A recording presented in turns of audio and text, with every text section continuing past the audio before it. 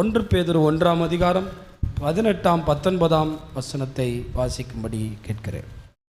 வேலைக்காரர் 1 பேதுரு 1ஆம் அதிகாரம் 18, 19. உங்கள் முன்னோர்களால் பாரம்பரியமாய் நீங்கள் அனுசரித்து வந்த வீணான நடத்தை நின்று அழிவுள்ள வஸ்துக்களாகிய வெள்ளியினாலும் பொன்னினாலும்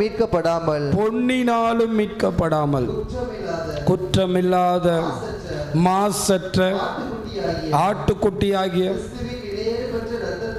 கிறிஸ்துவின் விலையேற பெற்ற இரத்தத்தினாலே மீட்கப்பட்டீர்கள் என்று அறிந்திருக்கிறீர்களே. அருமையான தேவனுடைய பிள்ளைகளே,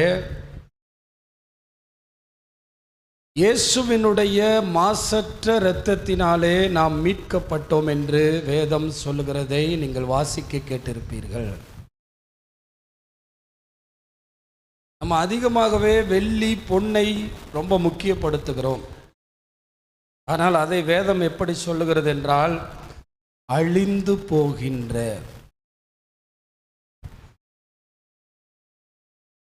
பணத்தை கொடுத்து நமக்கு உதவி செய்கிறவர்கள் உண்டு, தங்கத்தை கொடுத்து உதவி செய்கிறவர்கள் உண்டு, வெள்ளியை கொடுத்து உதவி செய்கிறவர்கள் உண்டு. ஆனால் வேதம் சொல்லுகிறது அவைகள் அழிந்து போகிறவைகள். ஆண்டவராகிய இயேசு உங்களை பணத்தை கொண்டு மீட்கவில்லை, உங்களை தங்கத்தை கொண்டு மீட்கவில்லை, உங்களை வெள்ளியை கொண்டு மீட்கவில்லை. மாறாக அவருடைய மாசற்ற, அது ஏன் மாசற்ற? நம்ம ரத்தம் மாசுள்ள ரத்தம். ஏன்னா நம்ம தாய்க்கும் தகப்பனுக்கும் பிறந்தவர்கள், ஆதாமின் மூலமாக நம் பாவத்தில் பிறந்தவர்கள். நம்முடைய இரத்தம் பாவம் நிறைந்த இரத்தம். ஆனால் ஆண்டவர் தம்முடைய மாசற்ற தூய இரத்தத்தை கொண்டு உங்களை மீட்டிருக்கிறார் என்பதை நீங்கள் புரிந்து கொள்ள வேண்டும். எல்லாரும் நீங்கள் என்ன கவனிங்க. நான் இன்னைக்கு உங்களால் புரிந்து கொள்ள முடியாத ஒன்றை நான் பேசவில்லை. உங்களுக்கு புரிவது போல ஒரு சுவிசேஷத்தை உங்களுக்கு நான் பேசப்போகிறேன். அதனால நிச்சயமாக ஆண்டவர் உங்களோடு பேசுவார் என்று நான் விசுவாசிக்கிறேன். இந்த செய்தியை கேட்குற நீங்கள் மீட்கப்பட்டீர்கள் என்று சொல்லியிருக்கேன். நாங்கள் எங்கே மீட்கப்பட்டோம்? எங்களை பார்த்தா மீட்கப்பட்டவர்கள் மாதிரியா இருக்கு.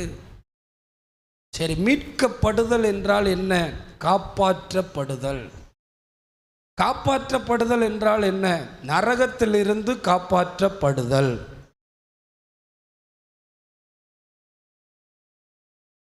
இந்த மனிதர்களுக்கு சரியானபடி சத்தியத்தை விளங்கி கொண்டால் மட்டும்தான் தேவன் யார் என்று நமக்கு புரிய ஆரம்பிக்கும்.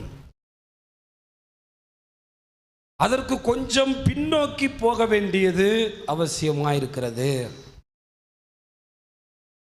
அப்பொழுதுதான் நம்மை படைத்த ஆண்டவர் எப்படிப்பட்டவர் என்பதை நாம் புரிந்து கொள்ள முடியும். இந்த இடத்துல உட்கார்ந்திருக்கிற நாம் சரீரத்திலே பலவிதமான வியாதிகளை சுமக்கிறோம், வேதனைகளை சுமக்கிறோம், பலவிதமான பிரச்சனைகளை சுமக்கிறோம். ஆனால் வேதம் சொல்லுகிறது, இயேசுவின் மாசற்ற இரத்தத்தினால் நீங்கள் மீட்கப்பட்டீர்கள். இன்னைக்கு நிறைய இடங்களிலே தேவனுடைய பிள்ளைகள் சுவிசேஷம் சொல்லுகிறார்கள். மனிதன், நீ பாவி, நீ பாவம் செய்தாய், நீ இயேசுவை நம்ப வேண்டும். இது சரியான நடைமுறை அல்ல. இப்படி ஒருவனிடத்தில் போய் நீங்கள் சுவிசேஷம் சொன்னீர்கள் என்றால் அவனுக்கு கோபம்தான் வரும். சொல்ல வேண்டியது சரியான இடத்திலிருந்து தொடங்க வேண்டும். மனிதனை தேவன் அவரை போல படைத்தார். மனிதனை நோய் இல்லாமல் படைத்தார். மனிதனை சாவு இல்லாமல் படைத்தார். இன்னைக்கு நம்ம படுற நோயில் எவ்வளவு பிரச்சனை, எவ்வளவு வியாதி. ஆனால் இதெல்லாம் இல்லாத ஒரு உலகத்தை நீங்கள் கற்பனை பண்ணி பார்க்கணும். நோய் இல்லாத மனிதனை நீங்கள் கற்பனை பண்ணி பார்க்க வேண்டும். சாவு இல்லாத ஒரு மனிதனை நீங்கள் கற்பனை பண்ணி பார்க்க வேண்டும். அடிக்கடி மனிதனை படைத்த பின்பு ஒரு வார்த்தையை சொன்னார், நீ ஆண்டு கொள்வாய். சரியான பதம் என்ன? நீ ஆளுகை செய்வாய். இவைகள் எல்லாம் உனக்காக நான் படைத்து வைத்திருக்கிறேன். இயல்பாகவே மனிதனுக்கு பார்த்தீங்கன்னா தோட்டம் பிடிக்கும், அப்புறம் விலங்குகள், பறவைகள், இதெல்லாம் அவனுக்கு மனிதனோட இயல்பு.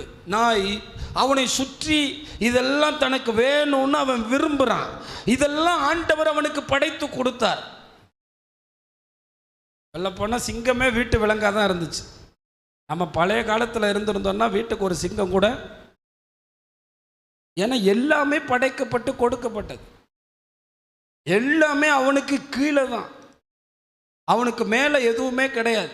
யானையை பார்த்தோ, சிங்கத்தை பார்த்தோ, மிருகங்களை பார்த்தோ அவன் பயப்பட வேண்டிய அவசியம் இல்லை. அவனுக்கு ஒரு ராஜ வாழ்க்கை கொடுத்தார், பெரிய மேன்மையை கொடுத்தார்.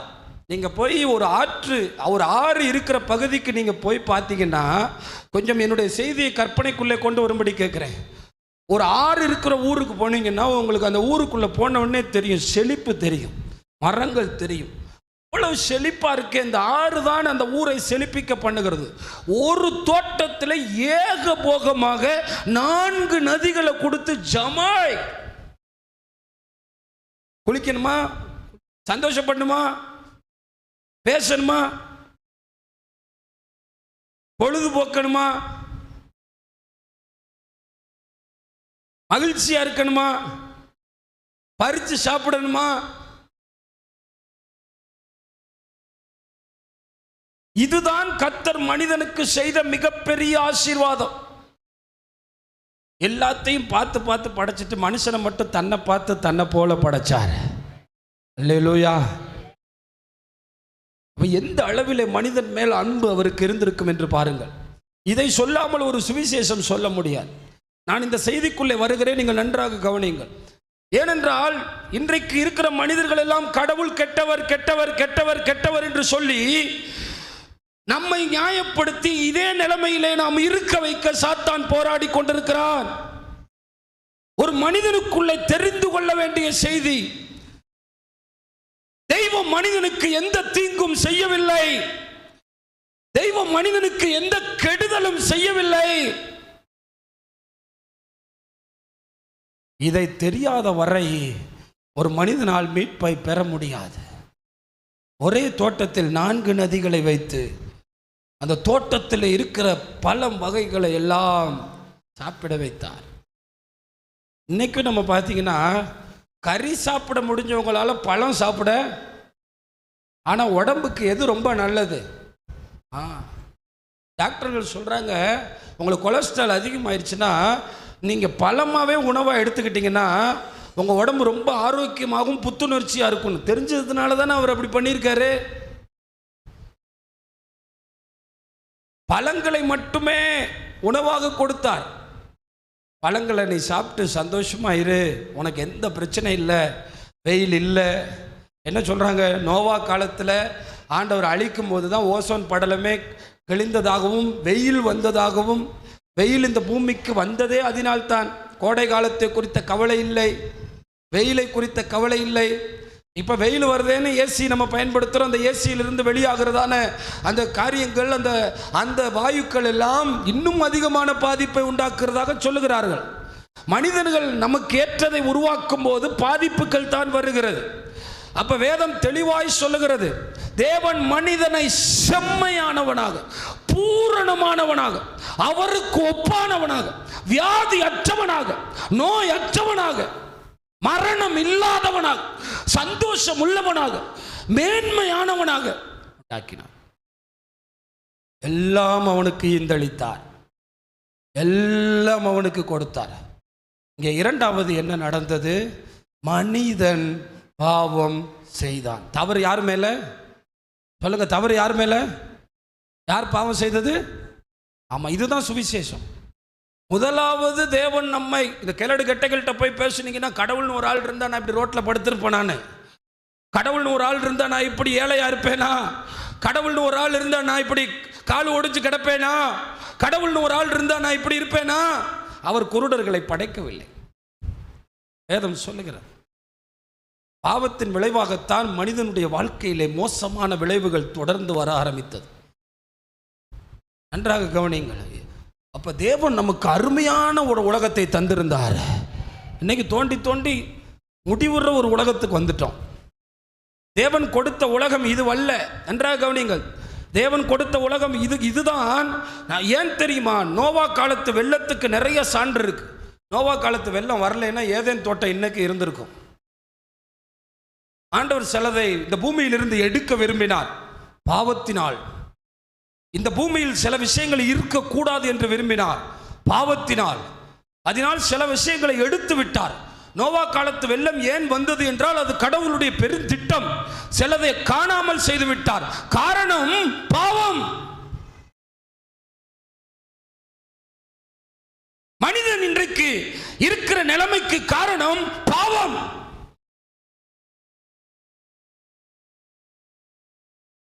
அதான் உண்மை. நிறைய நேரத்தில் வாலிபத்து நாட்களில் பாவத்தை விரும்பி செய்வாங்க.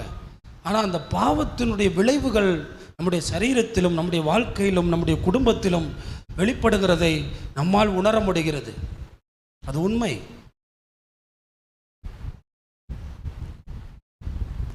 பாவத்தை விட்டு விலகி வாழ்ந்தவர்களை கர்த்தர் அபரிவிதமாய் ஆசீர்வதித்தார். அது 100% உண்மை. பாவத்தை விட்டு விலகினவர்களுக்கு பிரச்சனை இல்லாமல் இல்லை. ஆனால் தானியேலையோ யோசேப்பையோ அந்த பிரச்சனை மூழ்கடிக்க முடியவில்லை. அது உண்மை. மேற்கொள்ள முடியவில்லை. அவர்களுடைய வாழ்க்கையை அழிக்க முடியவில்லை. மனிதன் பாவம் செய்தான். ஆண்டவர் என்ன சொன்னார்? நீ நல்ல கவனிங்க, எல்லாரும் கவனிங்க. நீ இந்த பாவத்தை செஞ்சினா நீ சாகவே. ஆனால் எவ்வளவு இரக்கமுள்ள தெய்வம்! உடனே சாவடிக்காம 900 வருஷம் கொடுத்தாரியா? சாகவே சாவாய், ஆனா உடனே சாவடிக்கல. ஆதாமுக்கு 900க்கு மேல வயசுல உயிரோடு இருந்தான். ஆனா வார்த்தை உண்மை. செத்த ஆதாமு, அவருடைய வார்த்தை நிறைவேறிச்சு. ஆனாலும் நான் சொன்ன வார்த்தையை மீறிட்டானேன்னு சொல்லி உடனே அழிக்காம இரக்கத்தை கொடுத்த ஒரு கடவுளை நம்ம ஆராதிக்கிறோம். அவன் பாவம் செஞ்ச போது கூட அவனுக்கு ட்ரெஸ் கொடுத்து அனுப்பிவிட்ட ஒரு தேவனை நம்ம ஆராதிக்கிறோம். ஆனா எல்லாத்துக்குள்ளேயும் ஒரு படிப்பினை வைப்பார். அதை நான் அடுத்து வர்றேன். எப்பயுமே ஒரு மனுஷனுக்கு தெரிய வேண்டியது, நான் எப்பயுமே சொல்லுவேன், எனக்கு 40 வயசு ஆயிடுச்சு, நான் செஞ்ச தவறுகள்னால நான் நிறைய கஷ்டத்தை அனுபவிச்சேன். இதை சொல்லும் போதே கடவுள் நம்ம மேல இறங்குறாரு. ஆனா மாறாக நான் நல்லவன், நான் சரியாக வாழ்ந்தேன் என்று சொல்லுவதற்கு மனிதனாய் பிறந்த எவனுக்கும் அருகதை இல்லை. மனிதனாய் வாழ்கிற யாருக்கும் நான் நீதி உள்ளவன் என்று சொல்லுவதற்கு அனுமதி இல்லை. அவர் ஒருவரே நீதிபரராயிருக்கிறார். இந்த சத்தியத்தை நீங்க புரிஞ்சுக்கிறோம். அவர் இவ்வளவு மேன்மையை கொடுத்து, ஆனா உண்மையிலே நீங்களும் நானும் இதை புரிய முடியாது. ஏவாளும் ஆதாமும் புரிஞ்சிருப்பாங்க. ஏன்னா அவங்க தான் 2 சரீரத்திலே வாழ்ந்தவங்க. கடவுளை போல இருக்கிற சரீரத்திலே வாழ்ந்தாங்க, இந்த ஈன சரீரத்திலே வாழ்ந்தாங்க. இந்த வேதனையும் சுமந்தவள் அவள், ஏதேன் தோட்டத்தில் வாழ்ந்தவள். அப்படி ஒரு பாக்கியவதி 2 பேர் மட்டும்தான். அவங்களுக்கு தாயும் கிடையாது, தகப்பனும் கிடையாது. 2 பேருக்குமே தாயாக தகப்பனாக இருந்தது ஆண்டவர் மட்டும்தான். அவங்களுக்கு தெரிஞ்சதெல்லாம் ஆண்டவர் தான். ஆனால் அப்படிப்பட்ட ஆண்டவருக்கு அவங்க துரோகம் பண்ணி ஆண்டவருடைய வார்த்தையை அவங்க மீறினாங்க. இந்த காலை வேளையில் வந்திருக்கிற நீங்கள் கவனிக்க வேண்டிய ஒன்று, ஆண்டவருடைய வார்த்தையை மீறாதபடி உங்களை காத்துக்கொள்ள வேண்டும். இது ரொம்ப ரொம்ப முக்கியம். நல்லா கவனிங்க.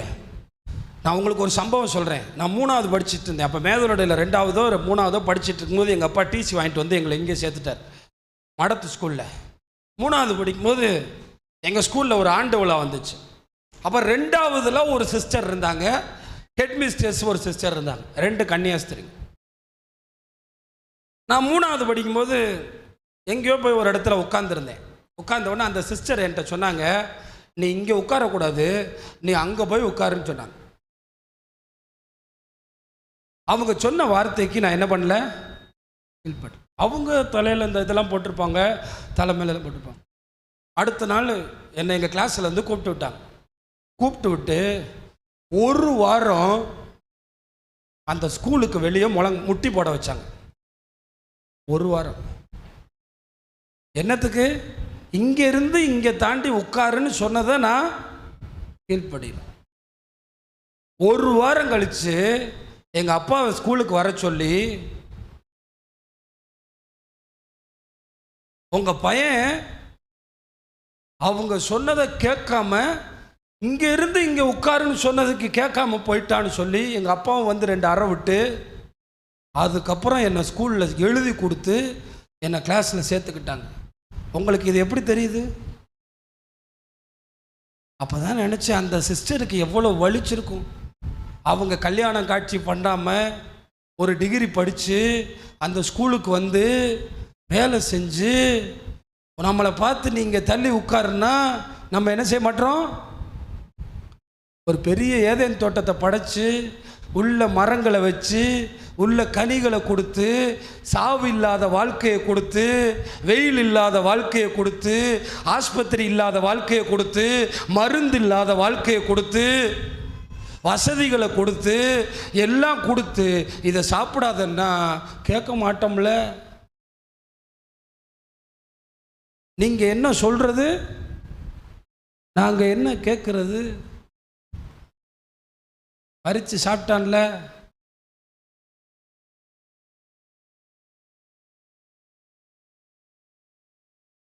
அந்த கனியை புசித்து சாப்பிட்ட போது 2 பேரும் நிர்வாணமாய் மாறினார்கள். என் அருமை தேவனுடைய பிள்ளைகளே, அவர்கள் இந்த கனியை சாப்பிட்ட போது நிர்வாணமாய் மாறி இருக்கிறார்கள் என்றால் எத்தனை அருமையான உடை கொடுத்து அவர்களை தேவன் பாதுகாத்திருப்பார். நினைச்சு பாருங்க. மனிதன் பாவம் செய்ததினால்தான் நாம் இத்தனை மோசத்துக்கு வந்திருக்கிறோம். சரி, 900 வருஷம் வரைக்கும் உயிர் வாழ்ந்த மனுஷன் குறைஞ்சு குறைஞ்சு குறைஞ்சு இப்போ நீங்களும் நானும் வாழ்கிற இந்த நேரத்தில் 50 தாண்டுமான்கிற நிலைமைக்கு வந்ததுக்கு காரணம் அவரை வேதனைப்படுத்துகிற பாவங்கள் இந்த பூமியிலே பெருகி போய்விட்டதினால் மனிதனுடைய ஆயுசு நாட்களும் மனிதனுடைய மேன்மையும் மனிதனுடைய எல்லாமே குறைந்து போய்விட்டது. பிரியமானவர்களே, இதற்கெல்லாம் காரணம் கடவுளுடைய வார்த்தையை மீறி மனிதன் செயல்பட்டதினாலே. ஆண்டவர் மனிதன் கடவுளுடைய வார்த்தையை மீறினான், 2வது காரியம். ஆனால் 3வது, மனிதனை மீட்க கடவுளே மனிதனாக வந்தார். நல்ல கவனிங்க, இதுதான் முக்கியம். அவர் வாலண்டியரா வர்றாரு, இது ரொம்ப முக்கியம். ஆனா ஏதேன் தோட்டத்தில் இருந்து ஒரு செய்தி சொல்லிக்கிட்டே வர்றாரு. ஏதேன் தோட்டத்தில் ஒரு ஆட்டை அடித்து இரத்தத்தை சிந்தி, ஆதாமே ஏவாளே நீ பாவம் செஞ்சதுனால் இந்த ஆடு அடிக்கப்படுகிறது, ஒரு நாள் இது போல் நான் அடிக்கப்பட்டு உங்களை காப்பாற்றுவேன். இந்த செய்தியை கேட்ட ஆதாமும் ஏவாளும் தான் ஆபேலுக்கு அதை சொல்லி, ஆபேல் ஆட்டை பலி செலுத்தி கர்த்தரை நினைவுபடுத்தினதினால் கர்த்தர் ஆபேலின் பலியை அங்கீகரித்தார். மனிதனுக்கு ஒன்றை சொல்லிக் கொண்டே வருகிறார் கடவுள். இரத்தம் பாவத்தை மன்னிக்கும், இரத்தம் பாவத்தை மன்னிக்கும், இரத்தம் பாவத்தை மன்னிக்கும். இதை மட்டும் 4000 வருஷமாக சொன்னார். ஆனா இரத்தம் பாவத்தை மன்னிக்கும், ஆனால் நிவிர்த்தி செய்யாது. தண்டனையை மாற்றும், ஆனால் பரலோகம் போக முடியாது.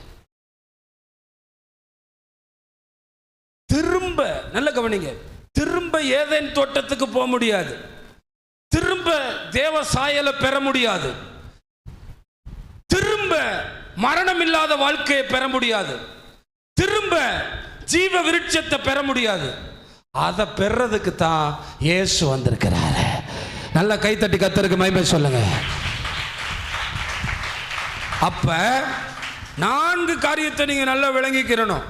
முதலாவது, கடவுள் நம்மை அழகாய் படைத்து அழகாய் உருவாக்கி ஒரு தோட்டத்தை கொடுத்து வாழ்வு கொடுத்து மரணமில்லாத வாழ்க்கை கொடுத்து நம்மை ஆசீர்வாதமாய் வைத்திருந்தார். 2வது, மனிதர்களாகிய நாம் பாவம் செய்தோம். 3வது, இயேசு நம்மை மீட்க வந்தார். இப்போ நம்ம எல்லாரும் சொல்லுங்க, நம்ம எல்லாரும் 3வது ஸ்டேஜில் இருக்கோம். என்ன ஸ்டேஜில் இருக்கோம்? ஏன்னா இப்போ வசனம் என்ன வாசித்தேன்? வெள்ளியினாலும் பொன்னினாலும் மீட்கப்படாமல் மாசற்ற ஆட்டுக்குட்டி ஆகிய இயேசுவின் இரத்தத்தினாலே மீட்கப்பட்டீர்கள்.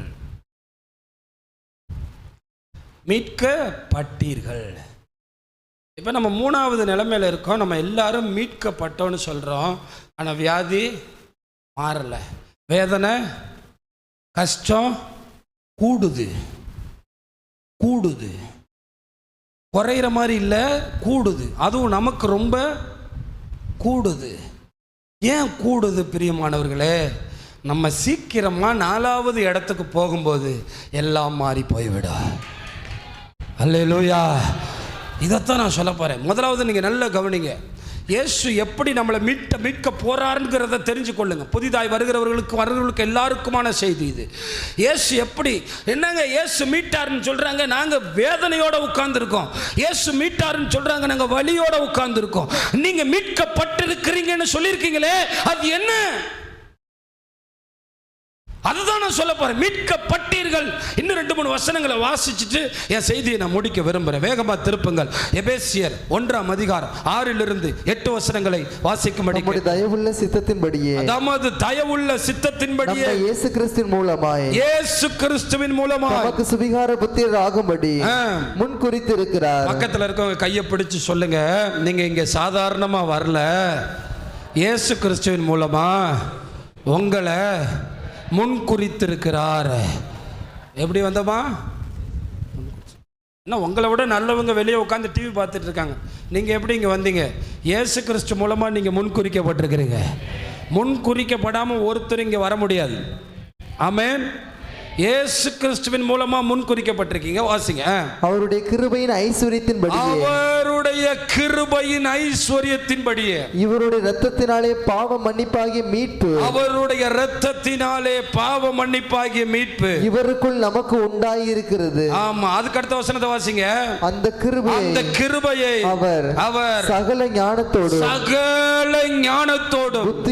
புத்தியோடும் எங்களிடத்தில் பெருக பண்ணினார். ஆமா, கையை வைத்து சொல்லுங்க, மீட்பு பெருகிட்டே இருக்கு.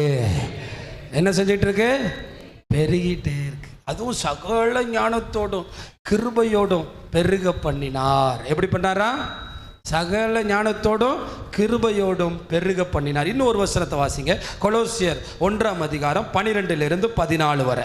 கொலோசியர் 1:12-14.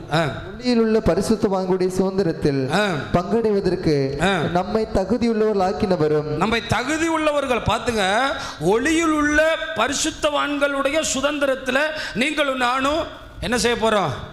தகுதி உள்ளவர்களா கர்த்தர் மாற்றி இருக்கிறாரு. எல்லாமே இப்ப நம்ம வாசிச்ச எல்லா வசனமே உறுதியான பாஸ்ட் டென்ஸ் பத்தி பேசுது. தகுதி உள்ளவரா ஆக்கிட்டார். மீட்க பட்டுட்டீங்க. என்ன சொல்லப்பட்டிருக்கு? மீட்க பட்டுட்டீங்க. தகுதி உள்ளவரா மாத்திட்டார் அப்படிங்கிற வசனத்தை நமக்கு சொல்லுது. இது நல்ல கவனிங்க, விசுவாசத்தோடு இந்த வார்த்தைகளை கவனிங்க. ஒளியில் உள்ள பரிசுத்தவான்கள் என்றால் பரலோகத்தில் இருக்கிறவர்கள். அவர்களோடு நம்மை அமர பண்ண இயேசுவின் கிருபை நம்மை தகுதி உள்ளவர்களாக மாற்றி இருக்கு. தகுதி உள்ளவராக மாற்றினவரும் இருளின் அதிகாரத்தினின்று நம்மை விடுதலையாக்கி, இந்த அதிகாரம் தான், இந்த நோயின் அதிகாரம், பாவத்தின் அதிகாரம், மரணத்தின் அதிகாரம், சாபத்தின் அதிகாரம், இதிலிருந்து இயேசு நம்மை விடுதலையாக்கி இருக்கிறார். இப்போ கவனிங்க, பாவம் செஞ்சது யாரு? மனுஷன்தான். உப்பை திண்டவன் குடிச்சுதான். ஒட்டகம் குட்டி போடுது, 1/2 மணி நேரத்தில் நடந்து அது பாட்டுக்கு போயிட்டே இருக்கு. மனுஷன் குட்டி போடுறான், எவ்வளோ நாளில் நடக்கிறான்? செஞ்சது யாரு?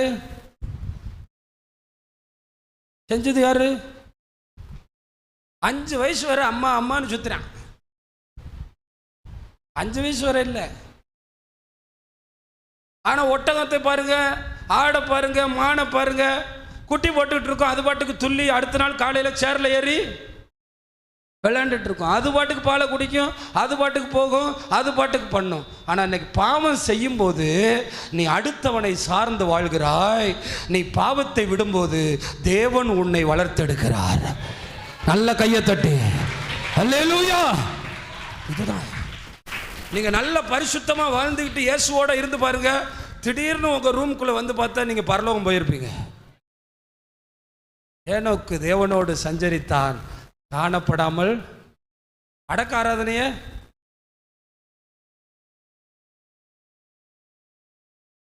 அப்ப இந்த பரலோக வார்த்தை நமக்கு என்ன பேசுதுன்னா, நீ மீட்கப்பட்டுட்ட, நீ விடுதலை ஆயிட்ட.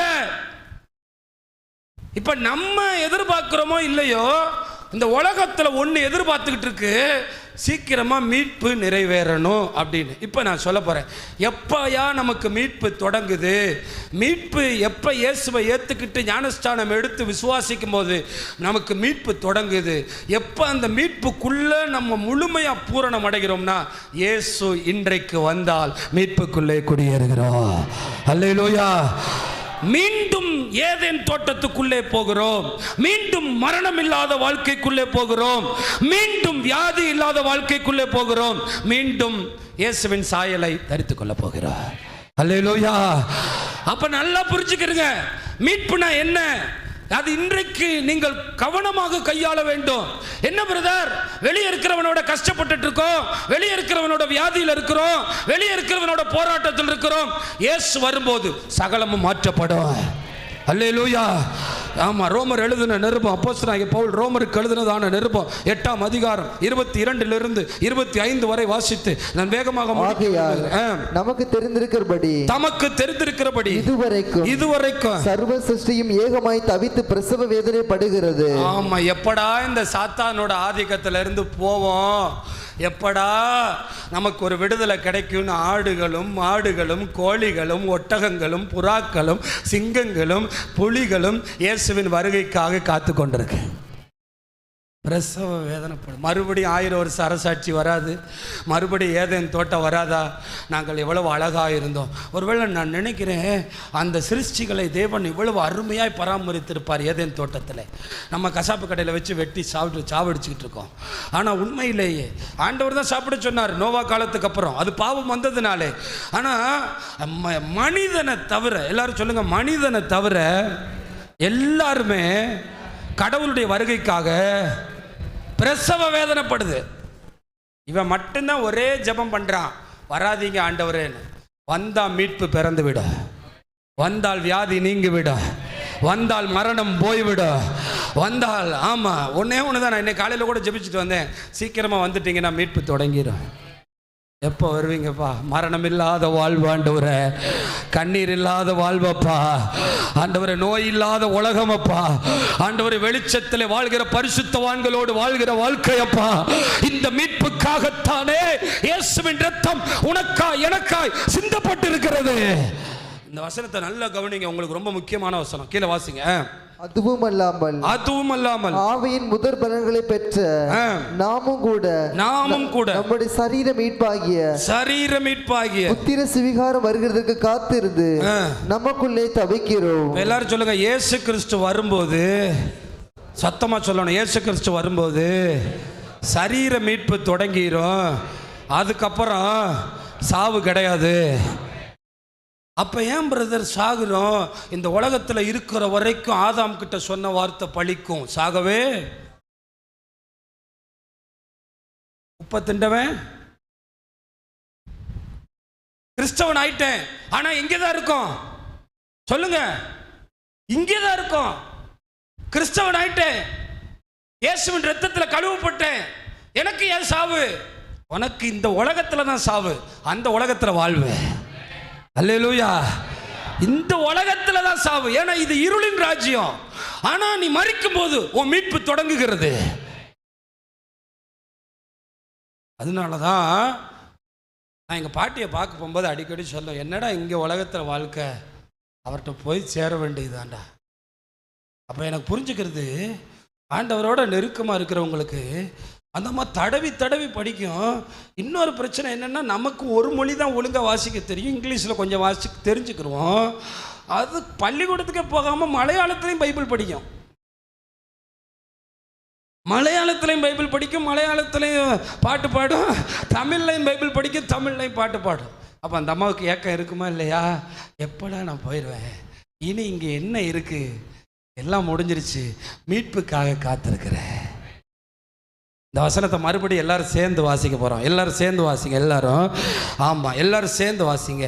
ஆகையால், அதுதானே 23வது வசனம், எல்லாரும் சேர்ந்து வாசிங்க. அதுவும் அல்லாமல் ஆவியின் முதற் பலன்களை பெற்ற நாமும் கூட நம்முடைய சரீர மீட்பாகிய புத்திர சுவிகாரம் வருகிறதற்கு காத்திருந்து நமக்குள்ளே தவிக்கிறோம்.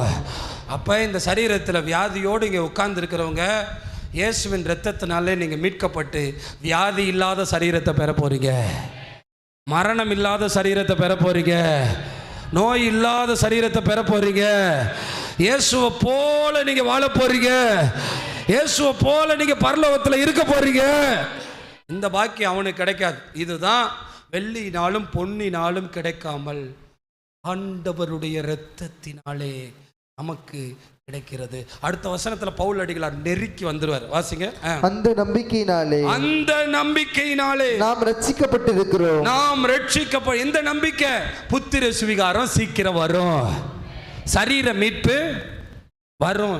ஏதேன் தோட்டத்தில் ஆதாமும் ஏவாளும் பாவம் செய்யறதுக்கு முன்னாடி இருந்த அதே மகிமை எங்க மேல வந்து இறங்கும். நீங்கள் எதுக்கு தவிக்கிறீங்கன்னு தெரில, எனக்கு தெரில. ஆனால் நம்ம தவிக்கிறது ஒன்று தான், அவரை போல ஒரு சரீரம் நமக்கு கொடுக்கப்பட போகுது. அல்லேலூயா. அவரை மாதிரி நம்ம எல்லாரும் மாறுவோம். வியாதி இல்லாத சரீரம். இந்த உலகம் தான் நம்மளை வச்சு அழுதுட்டுருக்கோம், செத்துட்டாங்கன்னு. இப்போல்லாம் அதுவும் கிடையாது. வெடியை போடுறான், வண்டியில் ஏற்றுறான், வீட்டிலேருந்தே டாட்டா சொல்லி அனுப்பிடுறான். பாய் பாய், டாட்டா, சி யூ அங்கிள், போயிட்டு வாங்க.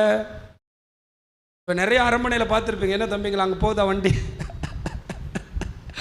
நாங்கள் பார்க்குறோமுங்க ரோட்டில். நான் அந்த ரோட்டில் போகும்போது என்னடா ஒரு ஆளை கூட காணோம்.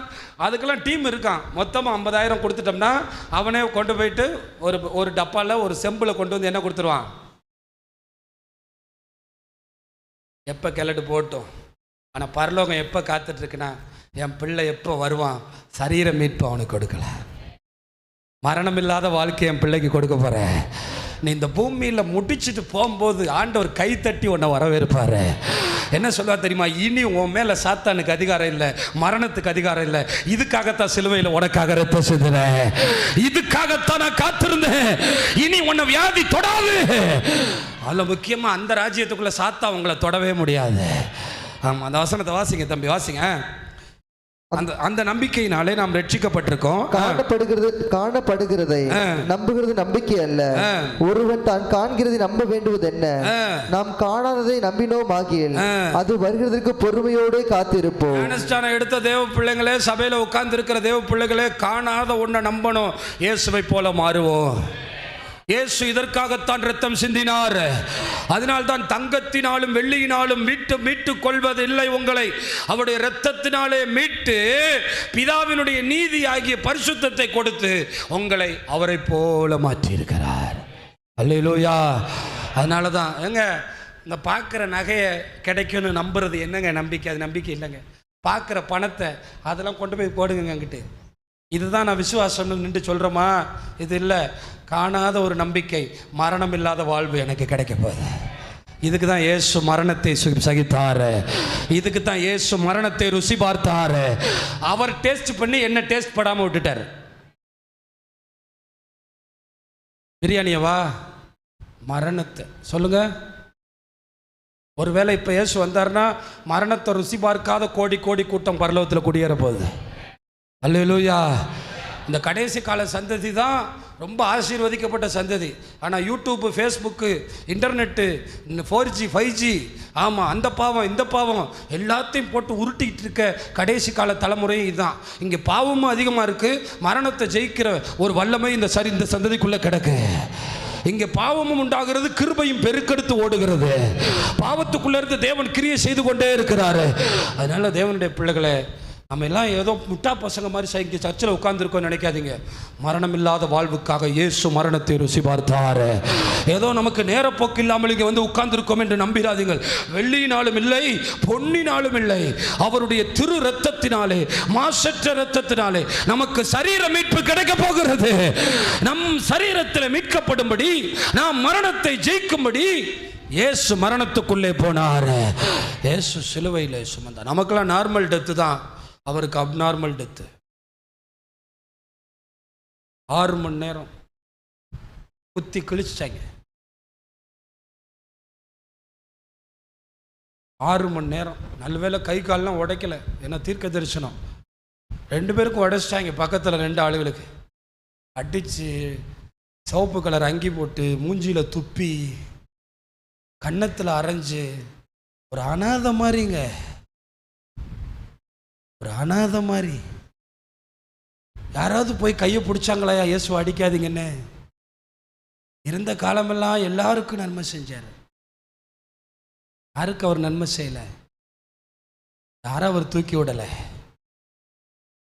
யாருக்கு அவர் துரோகம் பண்ணார்? யாராவது வந்து தடுத்தாங்களா?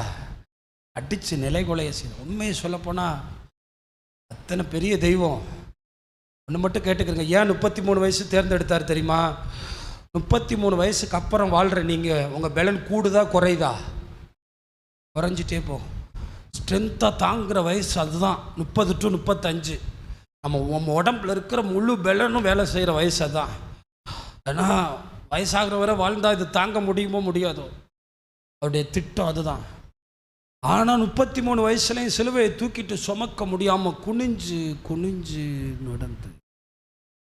ஏன்னா எனக்கு ஒரு மீட்பு, எனக்கு ஒரு வாழ்க்கை. என்னை எப்படியாவது தூக்கிட்டு போய் அங்கே சேர்த்துடணும். என்னை எப்படியாவது இந்த சாத்தானோட கையில் இருந்து கொண்டு போய் அவரோட வச்சுக்கிறோம். என் பிள்ளை நான் பார்த்து பார்த்து படைச்சது, நான் பார்த்து பார்த்து வளர்த்தது. அதனால தான் இத்தனை பாடுகள். அவர் என்ன செஞ்சு முடிச்சு நமக்கு என்ன கிடைக்க போகுதுங்கிறத வெளிப்படுத்தல் சொல்லுது. அதை வாசித்து கண்களை மூட போகிறோம். வெளிப்படுத்தல் 21, 3, 4, 5 இதுதான் உங்களுக்கு கிடைக்க போகிறது. வெளிப்படுத்தல் 21. மேலும் மேலும் பரலோகத்திலிருந்து உண்டான ஒரு பெரும் சத்தத்தை கேட்டேன். அது இதோ மனுஷர்களிடத்திலே தேவனுடைய வாசஸ்தலம் இருக்கிறது, அவர்களிடத்திலே அவர் வாசமாய் இருப்பார். நான் நினைக்கிறேன் வயசான பிள்ளை அப்பா அம்மாட்ட போய் கேட்டிங்கன்னா உங்களுக்கு என்ன ஆசை? என் பிள்ளையோட நான் இருக்கணும். என்ன சொல்லுவாங்க தெரியுமா? நானும் என் பிள்ளைங்களும் ஒன்றா வாழணும்னு. ஆண்டவர் அந்த ஆசையை தான் நிறைவேற்றுறாரு. சத்தம் ஒரு ஆமேன்னு சொல்லுங்களேன். 4000 வருஷமா 6000 வருஷமா துடிச்சிட்டே இருக்காரு, எப்போ என் பிள்ளையோட வாழ போறேன்னு. பரலோகத்தையே கலட்டி கொண்டு வந்து நம்ம கூட வந்து குடியேற போறாரு. அல்லேலூயா. அதனால பரலோகத்தில் ஒரு சத்தம் கேட்குது, இதோ மனுஷர்களுக்குள்ளே தேவனுடைய கூடாரம் இறங்கி வருகிறது. வாசிங்க. அவர்களும் அவருடைய ஜனங்களாய் இருப்பார்கள். தேவன் தாமே அவர்களோட கூட இருந்து அவர்களுடைய தேவனாய் இருப்பார். அவர்களுடைய கண்ணீர் யாவையும் தேவன் துடைப்பார். இனி மரணமும் இல்லை. தெரியுதா என்ன இல்லை? அப்ப இயேசுவின் இரத்தத்தினாலே மீட்கப்படுவது என்பது மரணமில்லாத வாழ்வு. அடுத்தது என்ன போட்டிருக்கு? துக்கமும் இல்லை. துக்கப்படாதீங்கன்னு சொன்னா சர்ச்சுக்குள்ள உட்காந்து என்னதான் பண்றோம்? அழுகாதீங்கன்னு சொன்னாலும் சர்ச்சில் உட்காந்து என்னதான் பண்றோம்? ஆனா பரலோகம் சொல்லுது அங்க என்ன இல்லை, அங்க என்ன இல்லை. அதை விட ஒரு குரூப் இருக்கு பாருங்க, செத்து போன வீட்டில் கண்ணீர் இல்லாமல் அழுகும் ஒரு குரூப்பு. அதுவும் அங்கே இருக்கிறது. ஆமேன்னு.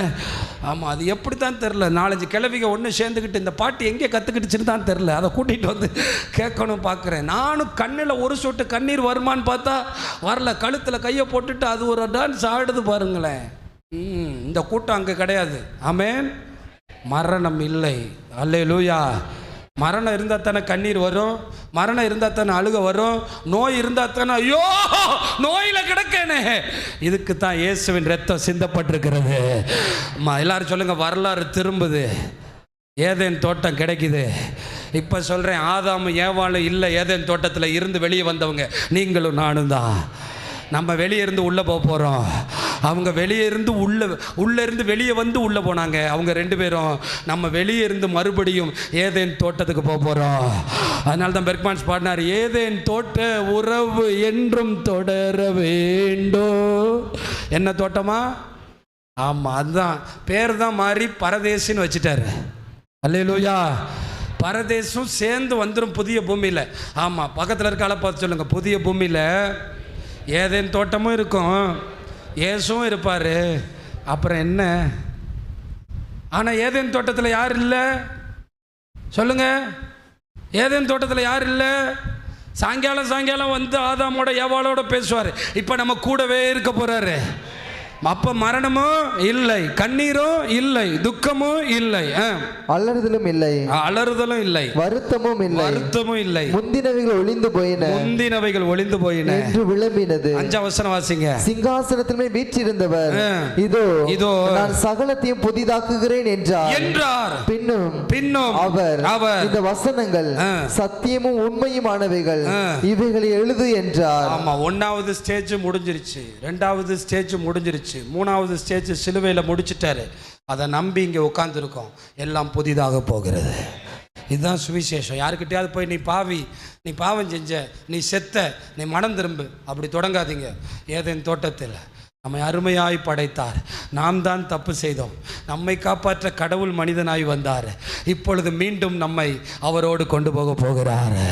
இதுதான் சரியான சுவிசேஷம். அதுக்கு தான் இங்கே சர்ச்சில் வந்து உட்கார்ந்துருக்கோம். இயேசுவினுடைய ரத்தம் சிந்தப்பட்டது எதுக்காக? இங்கே ஒருத்தன் கூவிட்டு இருக்கான் தமிழ்நாடு முழுசும். கொஞ்சம் பேர் ஒவ்வொரு ஏரியாலையும் உட்காந்துட்டு கிரேஸ் பீச்சர்னு சொல்லி, இயேசுவின் ரத்தம் உனக்கு காரு தரும், இயேசுவின் ரத்தம் உனக்கு மாடு தரும், வீடு தரும், காசு தரும்னு. இதெல்லாம் இருக்கட்டும்டா. இதெல்லாம் எங்களுக்கு நிறைவாகவே கர்த்தர் தந்திருக்காரு. எங்களுக்கு மரணம் இல்லாத வாழ்வை தரப்போகிறாரு. எங்களுக்கு துக்கம் இல்லாத வாழ்வை தரப்போகிறாரு. அங்கே கண்ணீர் இல்லை, அங்கே அலறுதல் இல்லை, அங்கே சண்டை இல்லை, அங்கே சச்சரவு இல்லை. அங்கே ஆட்டுக்குட்டியானவர் வெளிச்சமாயிருப்பார். அதனால தான் இந்த பழைய சில நேரங்களில் சிலர் ரொம்ப பணக்காரனாக இருப்பாங்க. திடீர்னு நொடிஞ்சு ரோட்டுக்கு வந்துடுவாங்க. அவங்கள்ட்ட போய் கேட்டிங்கன்னா சொல்லுவாங்க, மறுபடியும் அந்த பழைய நிலைமைக்கு போனால் எப்படி இருக்கும்? இப்போ அந்த ஏதேன் தோட்டத்துக்கு மறுபடியும் போகிறதுக்கு ஒரு வாய்ப்பு இந்த உலகத்துக்கே கொடுக்கப்பட்டிருக்கு. அதுக்கு பேர் தான் சிலுவை, அதுக்கு பேர் தான் இயேசுவின் ரத்தம். இவ்வளோ பெரிய ரகசியத்தை தேவன் நமக்கு கொடுத்துருக்காரு. அதனால தான் சொல்கிறேன், விக்கிரகம் வெள்ளியில் இருந்தாலும் பொண்ணில் இருந்தாலும் போய் நிற்காதாங்க.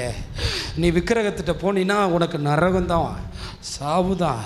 அதனால தான் சொல்கிறேன், இன்றைய நன்மை தீமை அறியத்தக்க கனி எது தெரியுமா? விக்கிரகம்தான். எதுதான்? ஆமாம், விக்கிரகத்தை நம்பி நரகத்துக்கு போக போகிறீங்களா? இயேசுவை நம்பி சரீர மீட்பை பெற போகிறீங்களா? அடித்து சொல்கிறேன், அவரை விசுவாசிக்கிறவன் மரித்தாலும், அவன் இங்கே பாடி தான் இருக்கும், கூடு தான். அவன் போயிட்டான், அவன் பிழைச்சிட்டான். அவன் இயேசு மேலே வச்சிருந்த விசுவாசத்தினால அவன் பரலோகத்தில் பிழைத்து கொண்டு இருப்பான். உயிரோடு இருந்து விசுவாசிக்கிற நீங்கள் இப்பொழுது இயேசு வருவாரானால் என்றென்றைக்கும் அறியாமல் இருப்போம்.